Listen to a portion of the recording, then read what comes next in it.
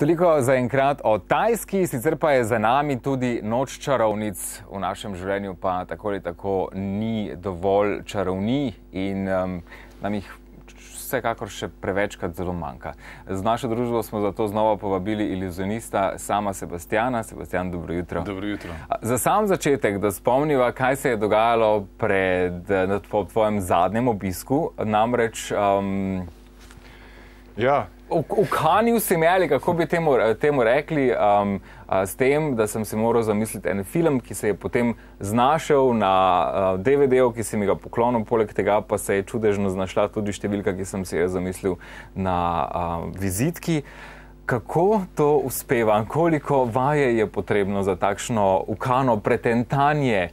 Ja, kar nekaj spretnosti je potrebno. Jaz pač moram povedati, da je mentalizem neka uprizoritvena umetnost, ker je ta umetnik, mentalist, pač uprizarja navidezne izjemne sposobnosti svojega uma, naj si bo to telepatija, branje misli, jasnovidnost, prerokovanje, včasih dober spomin ali pa hitro računanje, tudi hipnoza, sugestije so to vključene. Tako da jaz kombiniram različne tehnike, včasih je kaj malo čarovniški trik, kje so tudi sugestije zraven, malo hipnoze, odvisno od efekta. V soboto vas je bilo veliko iluzionistov in pa mentalistov v Mariboru, namreč Magibor se je dogajal. Kako je bilo? Odlično, super. Mislim, da Magibor vsake 2 leti je sicer kongres, ampak mislim, da je vsakič še boljši in več obiska in tudi nivo tekmovalcev, recimo, ki tekmujejo na kongresu, se dviguje z vsakim letom, tako da odlično. Kakšna pa je starost čarovnikov? To pa je zelo različno, torej od malih otrok in do tudi že sivolasih gospodov. To je ena taka dejavnost, ki v bistvu verjetno ljudje delajo, če jim je strast, in to delajo celo življenje, tako da vidiš tudi zelo ostarele sivolase gospode. Včasih tudi na odru in ponavadi so tudi večina od njih še zelo dobri. Je zanimanje torej. Ja. Za danes si mi povedal samo to, da moram imeti sabo bankovec. Ja, tako, ja. Prosil bi, da gledalcem povema namreč, da pri mentalizmu je sploh to zelo pomembno, da ljudje rečejo, ja, dogovorili so se vnaprej. Tako da te prosim, jaz sem tebe prosil samo to, da prineseš sabo denar, bankovec, ampak ostale pa se niso ničesar dogovorila. Samo 50-evrski bankovec je bilo rečeno, da prinesem in tukaj je. Tako, ampak vse ostalo, kar pa bo sledilo, pa ne veš, kaj se bo zgodilo. Ostalo je skrivnost, ki meni sploh ni znana. Tako da se pustim znova presenetiti.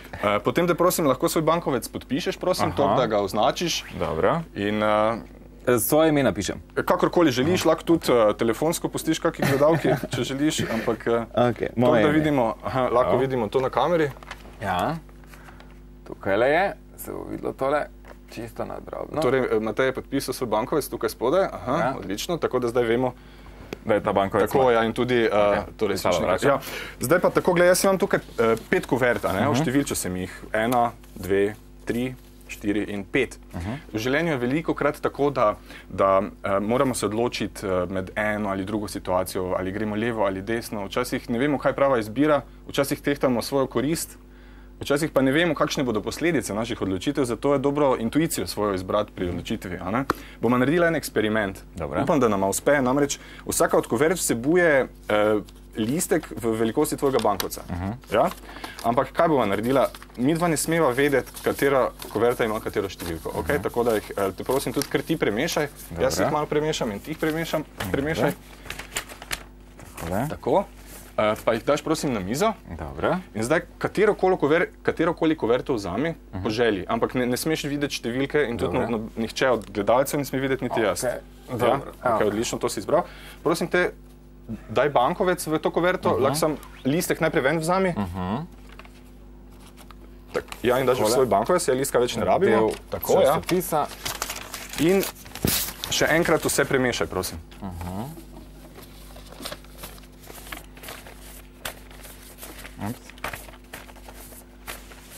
Bo v redu? Bo v redu? Bo. Lahko rečemo, da nihče od nas nima pojma, v kateri kuvert je bankovec. Zdaj pa prosim jih kar okolo obrni in jih razprostri, tako da vidimo njihove številke. 5, 1, 4, 2, 3. Odlično.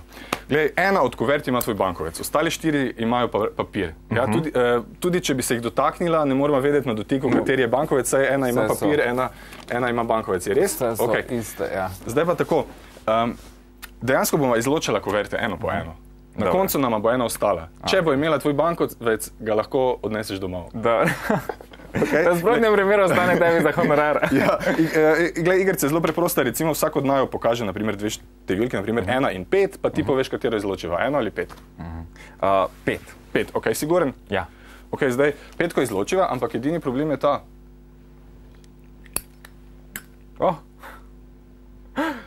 Če je 50 evrov not.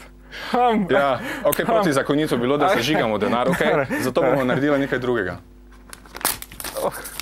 Tvoje možnosti so bile 1 proti 5, Matej. Upam, da ni. 20%, tokrat lahko vidimo, smo zažgala, smo raztrgala papir. Hvala vam.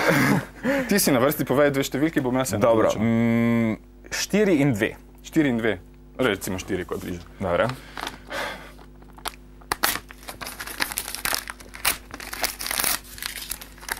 Ok, naj bo skrivnost. Okay. Imamo še 1, 2 in 3, recimo, kaj zvem, 1 in 3? 3. 3, ok.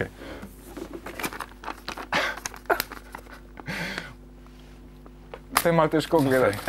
Meni tudi. Mislim, da smo zaenkrat, nama kar dobro gre, zdaj, če nismo tvojega bankovca raztrgala, imamo 50-50 možnosti, da ga dobiš nazaj, imamo še 1 in 2. Pa ti si na vrsti, dajmo tokrat malo drugače narediti. Ne veš, zakaj za eno številko se boš odločil in jo prosim vzami v roke. Katerakoli vzamem? Ja. To. Dajem v roke. Ok, kakor želiš. Matej je čisto intuitivno obdržal 2 in če nam je šlo po sreči, če smo svojo intuicijo tukaj dobro, jaz nimam pojma, Matej, gled za eksperiment, ker izvoli pokaži gledalcem, ali nam je uspelo. Bankovec za 50 evrov z mojim podpisom. Kam lahko torej pokažemo? To je moj bankovec. Kako? A ni super, mislim, da te intuicija vodi po dobri poti. Očitno zelo dobro. Bankovec za 50 evrov z mojim podpisom. Veš kaj, imam en priblisk. Ta tvoj bankovec ima še eno serijsko številko, je res? Da. Ta številka je zmeraj unikatna. Tako. Daj se skoncentriraj malo na to številko. To je v bistvu koliko številke? Brez črke, spredaj je 1, 2, 3, 4, 5, 6, 7, 8, 9, 10, 11. Torej ena črka in 11 številk. Tako.